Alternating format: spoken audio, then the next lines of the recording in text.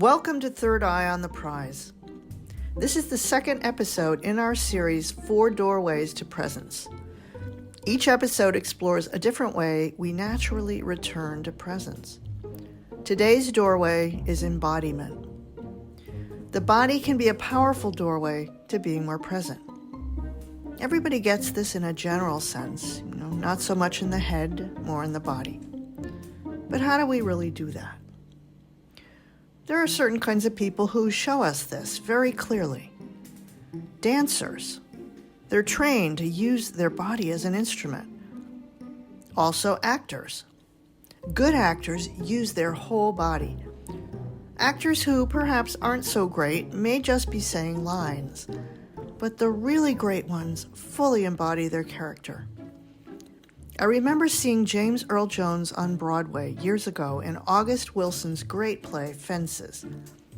We weren't sitting close to the stage, we were pretty far back. And yet, for some reason, I remember being aware of his little finger. The energy with which he embodied that character permeated his entire being. Of course, he has that amazing voice, too. But what struck me was how the character lived in his whole body, all the way down to the fingers and toes. It was thrilling to witness. Great athletes show us this. But even non-professionals do too. People climbing mountains or doing some of the extreme sports we see these days. They are so present because they have to be. Some of these things are dangerous. If you're not really alert and present, you could get seriously hurt. But another group of people forced to be in their body are those who are extremely ill or seriously injured. If you have a grave illness or injury, you can't easily ignore your body. But the rest of us, a lot of the time, can and do kind of ignore it. Especially if the work you do or your activities are very mind-centered. Lots of looking at screens, formulating, problem-solving, ruminating, researching, heavy-duty mind activities. And, your body's there, but you're not really tuned into it until you get hungry or tired or realize the workday has ended. Body awareness is a key and central part of all the meditation traditions, and certainly yoga. You hear a lot about breath. Why so much emphasis on breath? Because when you're aware of breath, you're aware of body. They go together. You can't have one without the other.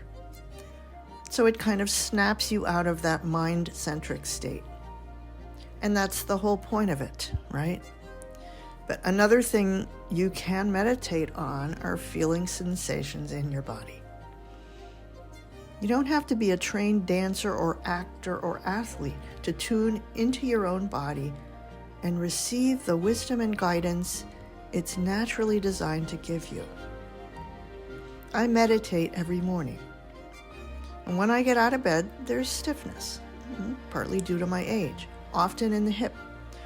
So the awareness goes right there. And amazingly, when you put the awareness on that, it eases it. It's almost magical. I sit on my cushion. I put support blocks under my knees, which helps. And then I relax into it, and it loosens. As opposed to if there's any kind of anxiety or resentment, it'll make it tighter. But really what's happening is you're surrendering to it. Openly and hopefully compassionately. And it eases it. It hurts less. In fact, sometimes the places that started out hurting don't just feel better. They actually feel more alive. There's energy moving in there, almost like electricity, in the very places that were painful and tight. Wow, what's that about? It tells you how powerful our mind is when it's in partnership with the body. The mind in total partnership with the body, not as mind often likes to do, overriding or pushing through, like it's telling the body, don't be such a wimp, not that. Partnership meaning mind and body unified as equals. a unified field. I think that's what that flowy, tingly energy actually is. It's the field where the stuff is flowing freely without being blocked. What blocks it? Resentment blocks it. Frustration blocks it. Anger blocks it. Impatience blocks it. Fear blocks it. Thoughts like, oh no, here it is again, I'm never going to be rid of this. All that nonsense. Those thoughts block the flow of energy, so it's a self-fulfilling prophecy. When we think those things, we actually help create the very situation we fear. There's the power of the mind again, right there. You don't have to jump through hoops to discover this. And here's another point of meditation, observing all these things in oneself. Observing when I'm open and non-resistant and energy's flowing. Observing when I'm blocking it in one way or another and it's not flowing. Our bodies are this rich source of so much information. We are amazingly complex, intricate organisms. So many fabulous things happening simultaneously on their own. So another part of embodiment is appreciating all that too. Appreciating how marvelous it is to have a body, and that the parts are working as they're designed to do, if they are, and being thankful. If they're working, if you're healthy, wow, you really should be thankful for that. And it's also being present in the body now, not imagining next year I'm going to be blank years old and my mother had this or my father had that. That's not honoring your body at all.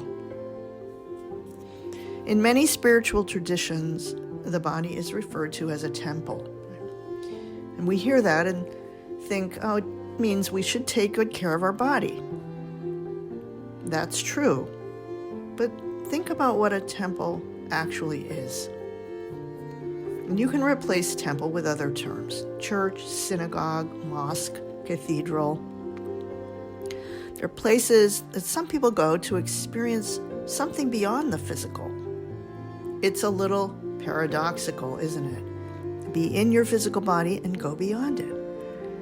It's all of the above. It's not a one or the other situation. They are so deeply intertwined in our human experience. We can only honor presence in this container that we're walking around in for 70, 80, 90, 100 years. Maybe having glimpses that we're not even this thing, but we need this thing. And so sitting, we might say, in the fullness of that, the fullness of how reality is physical and non-physical. They need each other. And ultimately, what's really true is beyond both. So how is embodiment a doorway to presence? Because you can only honor your body in the present. If your mind is in the past or in the future, you're not in your body. You can't do both at the same time.